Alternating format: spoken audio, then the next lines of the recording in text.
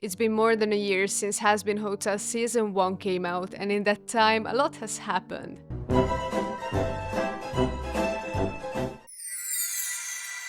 But focusing on the good things, Vivziepop and the whole team working on the show have shared some pretty exciting updates about what's coming next. And I'll start with the most exciting news about the release of the season, which, based on this Instagram reel from Alistair's voice actor Amir, Season 2 will probably come out fall, winter, right? looks like Season 2 will most likely be released this year, probably in the fall or winter, and that lines up perfectly with what Vivziepop said before, where she estimated that the season would take about 2 years to make, just like Season 1. But considering that the voice acting wrapped up all the way back in June 2024, as it was confirmed by the cast during their panel at GalaxyCon Oklahoma, production might be even further along than we expected, since voice recording usually happens when animation is well underway, so there's a good chance the storyboarding and key animation are already complete for most episodes. And while we still don't have an official release date, we do know that Season 2 is shaping up to be bigger in every way. Sam Haff, the show's composer, confirmed that this season will have even more songs than the first, which already had a ton. But maybe that could mean longer episodes, since it would be hard to squeeze so many songs into just a handful of 20-minute episodes. Or maybe they will sing throughout the whole episode, which I honestly hope will not be the case. But the variety is expanding too, by covering more musical genres, which could mean anything from pop to jazz to something completely unhinged depending on the character. Amir Talai already teased that Alistair's song is one of the catchiest yet, and we know for sure that Serpentious, Cherry Bomb and Nifty are all getting their own numbers as well. And then there's Lute, one of the angels, who will also get a song, since Jessica Vosk, her voice actress, actually confirmed it when she replied to Amir's announcement with a cute message. Well, since Amir Talai let you know that he has a song he can't tell you about yet because it's in Season 2, I'd like to tag along and say maybe me